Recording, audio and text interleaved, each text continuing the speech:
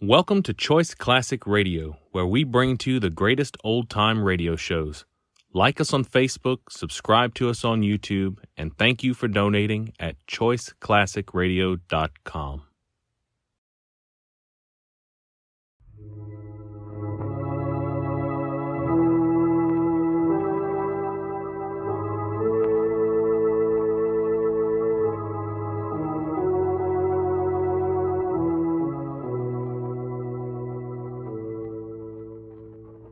Who knows what evil lurks in the hearts of men?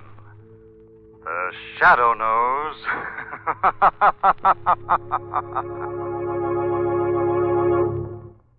Once again, the Mutual Network brings you the thrilling adventures of the Shadow, the hard and relentless fight of one man against the forces of evil. These dramatizations are designed to demonstrate forcibly to old and young alike that crime does not pay. Inflation can work the same way in peace that it did in war. Prices rise when goods are scarce and people have money. Instead of making your dollars shrink by spending them needlessly when prices are high, why not make them grow with interest by investing in United States savings bonds? Here's the way it works. $75 invested now each month in U.S. savings E-bonds will in 10 years turn into an income of $100 each month for as long a period as you bought the bonds. It's as simple and as sure as that, and easiest when you use the payroll savings plan. Without missing a dollar, you'll be amazed how savings grow the E-bond way. $4 for every 3. But now, the Shadow. The Shadow, who aids the forces of law and order, is in reality Lamont Cranston, wealthy young man about town. Years ago in the Orient, Cranston learned a strange and mysterious secret, the hypnotic power to cloud men's minds so they cannot see him. Cranston's friend and companion, the lovely Margot Lane, is the only person who knows to whom the voice of the invisible shadow belongs. Today's drama, Mind Over Murder.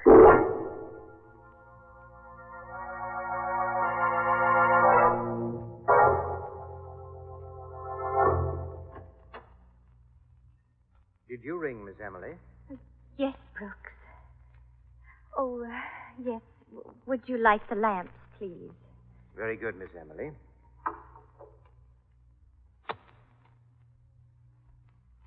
Is there anything else? Oh, I'm so lonely, Brooks. Please sit down. Why, Miss Emily, I'm only a servant in your household. But you're the only one I can talk to. Please, Brooks. Very well, Miss Emily. But suppose your sisters, Miss Abigail and Miss Matilda, were to... I don't care. They're mean. I can't stand to live with those miserable, carping old maids anymore. They have made your life unhappy, haven't they? Yes. Oh, take me away, Brooks. I love you. You know I love you. Why, Miss Emily? Let's run away from this house together. But you'd never be happy, Miss Emily, living on the salary that a butler could offer you. Oh, you mean you'd never be happy? I'm thinking only of you, Miss Emily. I want you to be happy in your proper place in life. Oh, Brooks, you do love me. Yes, Miss Emily, you know I do. Oh, well, Abigail has inherited everything. And my next oldest sister, Matilda, inherits it from her. They can't live much longer. Then I fall in line. Just be patient, Brooks. We can wait. But we'll both be quite old by then. Oh, yes. But what can we do, Brooks, except wait? Why not see to it that both your sisters die sooner than we expect? Die? There are ways that they could die which need not involve us.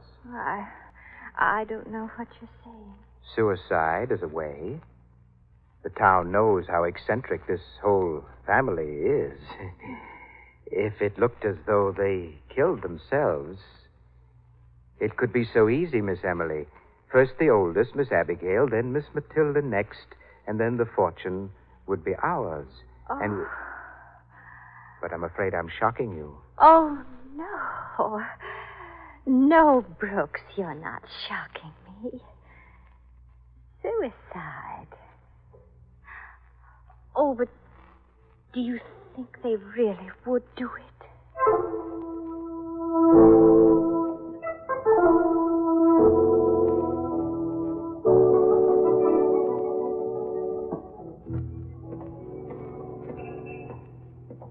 Oh, what a day. Margot, I admire your spirit collecting for the Red Cross. I admire your energy. I admire your stamina. But you're wearing me out. I have just 2 more homes to visit, darling, and then we'll relax someplace at dinner. Now, look at that group of people standing over there. Yeah, they're looking up at something in that old house across the street, I guess. Margot, wait. What?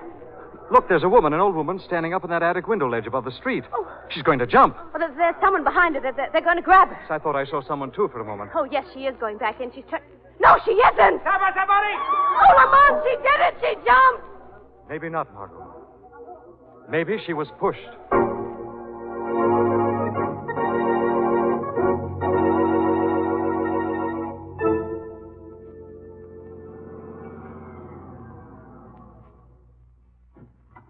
here we are, Margot. Why, Lamont. This is the house the old lady jumped from last night. Yes, I know, darling. I didn't tell you where we were coming, but I thought we should pay our respects to poor old Miss Abigail tonight. Miss Abigail? You didn't tell me you knew her. I didn't. Until today. I've been talking with some friends of theirs. Friends who've known the family for years. Then you don't think she jumped last night? You think the old lady was killed, don't you? Well, she's the first suicide I've ever known, Margot, to jump off a window ledge backwards. Oh. You know, there's something unhealthy, something evil-looking about this house. Good evening. Good evening. I'm Lamont Cranston. This is Miss Lane. We've come to pay our respects to Miss Abigail. Very well. Come in, please. Thank you. I'll tell Miss Emily you're here. Lamont, who's Miss Emily? The youngest of the 3 girls. There's another Miss Matilda who's still living here. Oh. There's the coffin across the hall there in the parlor. What a shadowy, dismal room. There's no light but those candles they had in the foot of the coffin. Mr. Cranston? Oh. Miss Lane? Yes. You must be Miss Emily. Yes. We were both friends of Miss Abigail. Oh, so Brooks told me. I suppose she did have friends that Matilda and I never met. It must have been so tragic for you, your sister's sudden death. Yes. Please excuse my sister Matilda for not appearing. She's so upset by Abby's death. Not that upset, Emily, dear. I can look at her now. Matilda. You didn't want me to see her, did you? You're afraid of what I might say. You'd better go to your room. You can't boss me now. I hold the purse strings to this family now. Matilda, keep away from that coffin. I laugh in her face. I laugh in her dead face now. You both think I'm crazy. Oh, I'm dreadfully sorry, Mr. Cranston. My sister's completely undone. Don't you start trying to boss me. Or do you want something to happen to you, too? Lamont, we better leave. Margot, wait. Mr. Carter, our lawyer, he's on my side now. He's my friend against both of you. He told me I inherit all the money now, and I can laugh at Abigail now. You're dead, Abigail, and I've got the money. Matilda, stop this instant. Come away from that coffin. You have the money and Emily the good looks, but I'm in charge now. Matilda! Emily, don't you ever strike me again. I run this house now. I run this house now. Oh, I'm so sorry this had to happen. You can understand why I'm afraid to leave her alone. Mr. Carter, our family lawyer, is the only one who can control her. Oh, of course. Lamont, we really should leave. I'll show you to the door. Thank you. Again, I'm very sorry. She's terribly upset. That's quite all right. We understand. Good evening, Mr. Cranston. Miss Lane. I must go to my sister now. Good night. Good night, Miss Emily. Oh, poor Miss Emily. Yes. Looks like she has plenty on her hands. And Miss Matilda seemed glad her sister was dead. Yes. So their lawyer Carter's the only one Matilda trusts, hmm? Margot, let's go see Mr. Carter.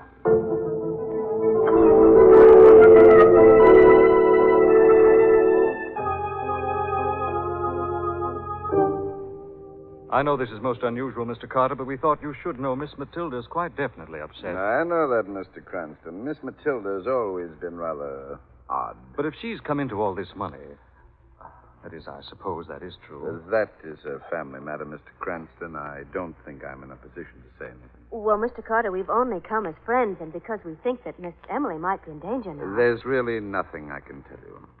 Now, if you'll excuse me. Certainly. We're sorry to have bothered you, Mr. Carter. Bye. Darling, that was a brush-off. I was right, Margot. He knows something he's not telling. Well, maybe, but we certainly didn't get very far. Margot, somehow I've got to get a look at that will. But how? Miss Matilda does inherit everything, and she's mentally unbalanced. Look, Lamont, there's Mr. Carter coming out of his office now. Oh, he's crossing to that telephone booth. Yes.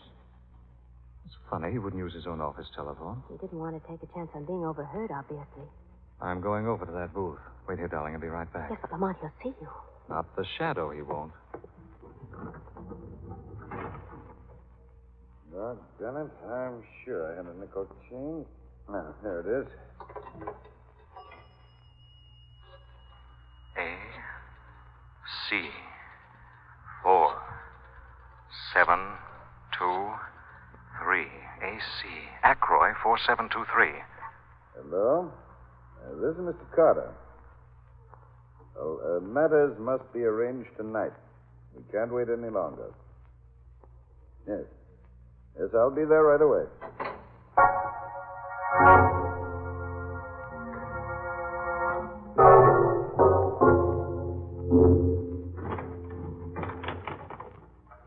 All set, Margot? I checked on the number he called. How did you do that? I watched him dial, then I called the telephone company. The number, Ackroy 4723, is that house, Margot. Crazy Matilda. We've got to get back to that house right away, Margot. Miss Emily may really be in danger now.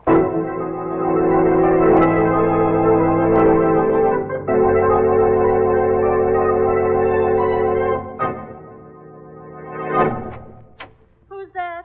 It's Emily, Matilda, dear. Oh, what's Brooks doing with you? Don't get excited, Miss Matilda. We both know that you're upset. Why are you closing that door? Get out of here. Get out of my room. Look at those nice, long, sharp scissors, Miss Emily, on Miss Matilda's dressing table here. I was cutting out clippings from the newspapers about Abigail's suicide. You're upset and hysterical over her sad death, aren't you, Matilda? I'm not. I'm happy. I've got the money now. Oh, no, Matilda. You're so upset mentally, you really don't want to go on living anymore. Yes, that's right, Miss Emily. Our visitors this afternoon can testify that you've gone quite out of your mind with grief, Miss Matilda. No. You want to die, Miss Matilda. Brooks, keep away. Don't come near me. Put down those scissors. But you want to kill yourself, Matilda. No. Here, let me press your fingers tightly around these shears. You want to commit suicide, Matilda. To kill yourself over poor Abigail's death. No, I won't kill myself. Oh, now I know. Abigail didn't kill herself.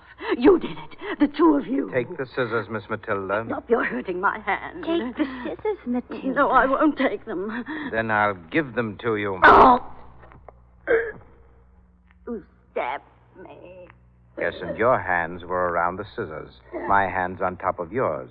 And when they find you dead, Miss Matilda, only your fingerprints will be on the shears.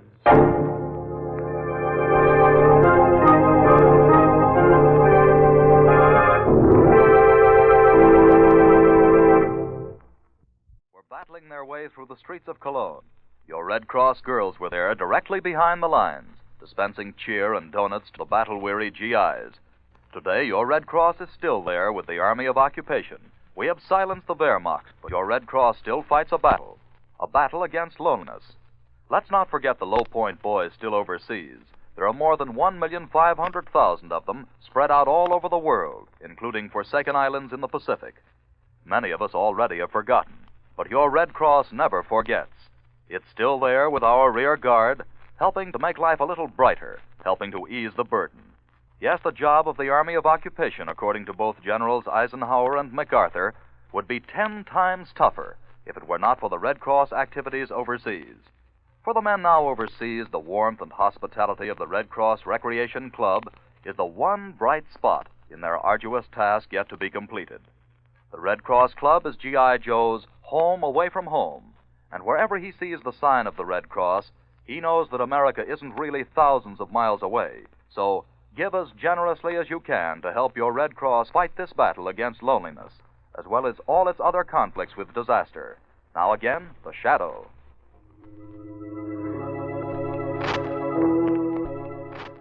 Oh, Mr. Cranston, Miss Lane, Matilda killed herself with her own pair of scissors. We've summoned the doctor. That's who we thought it was when we heard you ring. Oh, Lamont, it's horrible. Where were you, Miss Emily, when this happened? We were downstairs. I was serving tea. Miss Emily asked Miss Matilda to join her, but she refused. Miss Matilda's been acting rather peculiarly lately. I see. Miss Emily, where is your lawyer, Mr. Carter? Well, I just tried to phone him, Mr. Cranston, but he's gone out. He hasn't been here? No, he hasn't been here. Of course, he has his own key, and he comes and goes as he chooses. Miss Emily. Oh, what's wrong with that? He's known us for years. Someone just came in downstairs. Perhaps that's Mr. Carter now. Wait here. I'll go out in the hall and see who it is. Mr. Carter? Oh, Mr. Cranston, you here? Something's happened. What's wrong? Been another death in the family, Mr. Carter. Another sister has just killed herself. Miss Matilda. How horrible. I was afraid of that. I must go to her. Mr. Carter, it's Matilda. She's killed herself, too. Oh, Emily, darling, how terrible, how horrible for you. Oh, thank goodness you're here. Oh, what a comfort having you here when they both died so tragically. Now, don't worry, Emily. I'll take care of everything. I'll handle everything. We've summoned the doctor, Mr. Carter. Well, I'd better go back to the office and make arrangements for the funeral and everything. Oh, not now, Mr. Carter. Not yet. Please. I'll be wait. back, Miss Emily. Oh. I must go back now. All these details. Well, they just can't wait. I'm afraid we'd better leave, too, now, Miss Emily. If there's anything we can do, just... Oh, you're very kind, Mr. Cranston. No, there's nothing right now. Thanks. Come then, Margot. We better be going now. We have some business, too, that can't wait. Lamont, you're going in to see Mr. Carter now, aren't you? Yes, Margot. He'll be alone in his office now at this time of night. Well, what is it?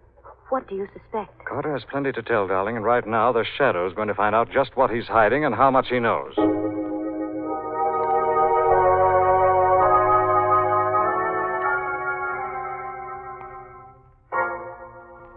Everything's in order so far. The deed to the house, the money. Oh, yes, here's the will. In the event that all three sisters should perish... The estate shall be the sole property of this legal representative and family lawyer. So that's what you're hiding, Mr. Carter. Who's that? The Shadow, Mr. Carter. The Shadow has discovered the secret you're trying to hide. No, it can't be. I can't see anyone. Yet I hear a voice. Voice that reads the will over your shoulder. The Shadow knows you inherit a house and fortune when the three sisters die. Oh, they killed themselves, both Miss Abigail and Miss Matilda. You killed them, Carter. As you plan to kill Miss Emily next. No, let me out. Let me out of here. You listen to my voice if I have to pin you to the wall. Let me go. Something's holding me. You killed those two sisters to inherit their money. You were in the house when Miss Abigail was pushed from that ledge. You were in that house earlier tonight and returned playing innocent after killing Miss Matilda with her own pair of shears. That's a lie. You knew she was dead when you came into that house. You named her instead of Miss Emily before you knew which was dead. You aren't real. You can't be. How do you know those things? There's more proof Miss Matilda didn't kill herself tonight. She did. Poor, frail little Miss Matilda couldn't have driven those crude shears so deeply into her breast alone. You do know. Who are you? The Shadow. Yes, the Shadow knows. And you'll hang. No, I'll tell you. I didn't do it. I didn't kill those two sisters. Brooks killed them, not I. Brooks killed them both. Yet you, not Brooks's name, next in that will. I promised to share with him when all three were out of the way. Then Miss Emily is next. Yes, Miss Emily is next. The next on the list. Shadow goes to Miss Emily now. First, I'm going to see you go to the police and give yourself up. And then Brooks will be next.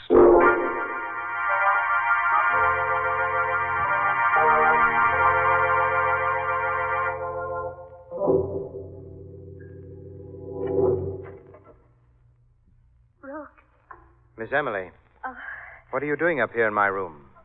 I want to talk to you, Brooks. What do you want? We can be married now. We've got the money, and both my sisters are gone. When will we be married, Brooks? We're not getting married, Miss Emily.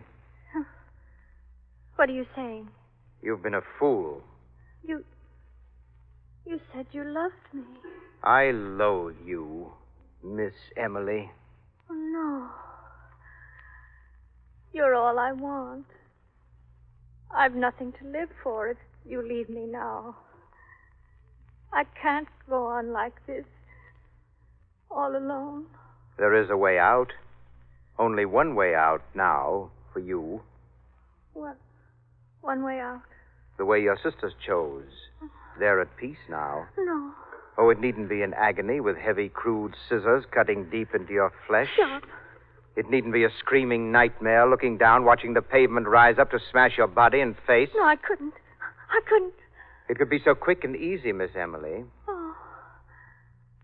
What's that in your hand? That is an old-fashioned straight razor. Look at that blade, cold and bright.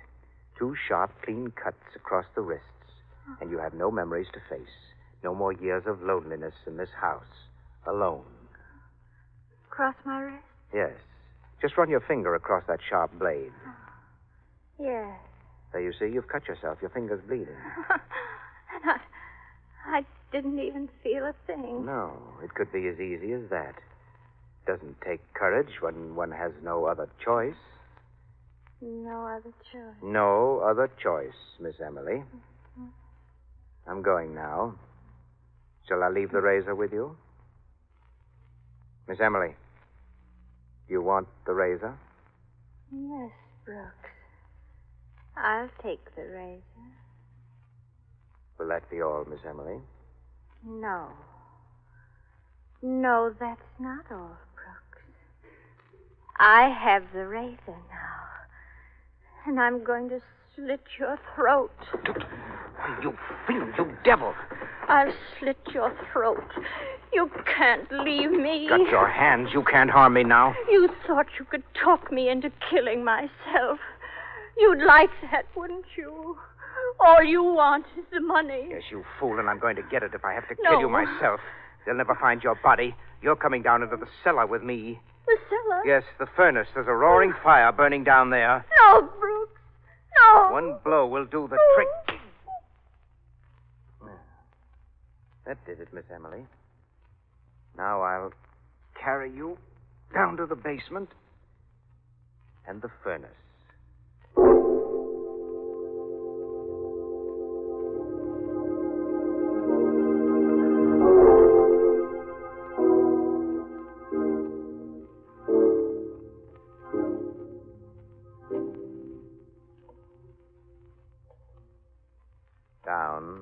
Down, Miss Emily. Asleep in my arms. It's warmer already, even though you can't feel the fire in this dark cellar room.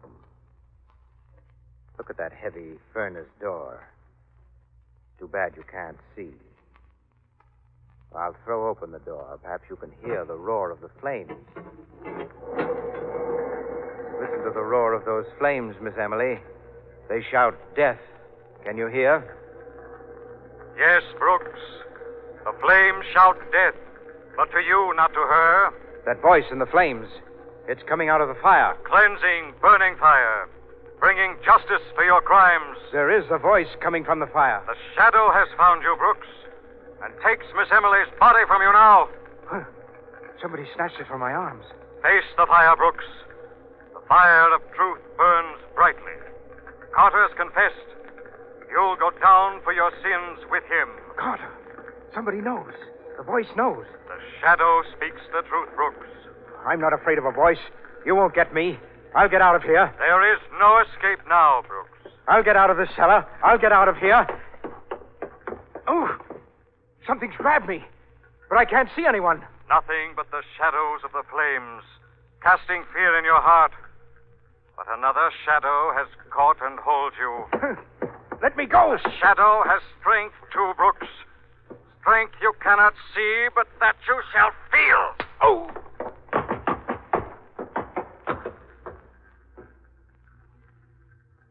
Your body will rest there on the cellar floor beside Miss Emily in the firelight until the police arrive. The shadow will see that justice is done.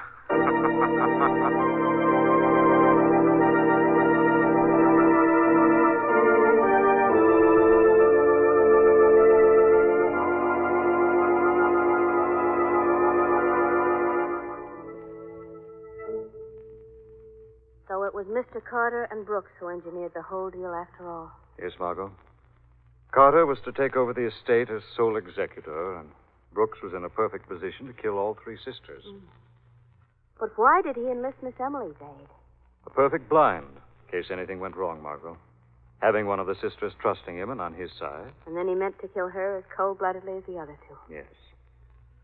The irony of it is, Margot, that in her unbalanced way, Miss Emily must have really loved Brooks. Her reaction when she heard the verdict pronounced, the sentence Brooks received. Because if she hadn't been restrained, she'd have been the only one of the three strange sisters who really did commit suicide.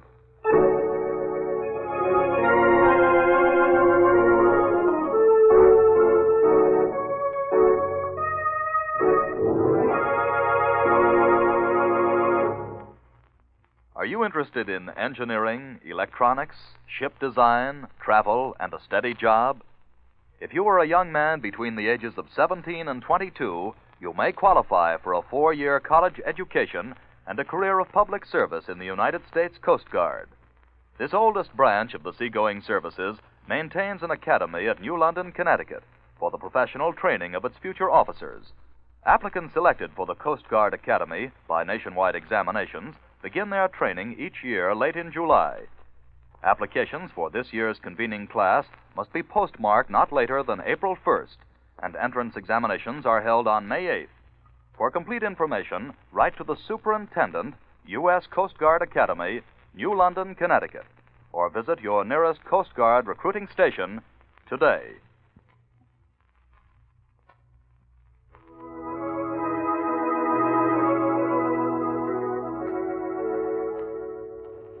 This story is copyrighted by Street and Smith Publications, Incorporated. The characters, names, places, and plot are fictitious.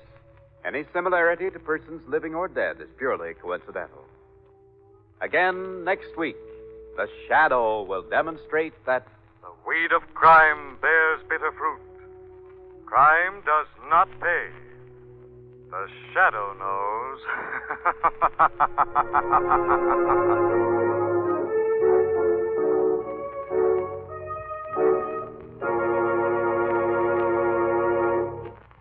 Next week, same time, same station, the Mutual Network will bring you another strange and thrilling adventure in the Shadow's daring battle against the forces of evil. Be sure to listen. Remember, give to the Red Cross for its wide and diversified program of service to humanity. This is the Mutual Don Lee Broadcasting System.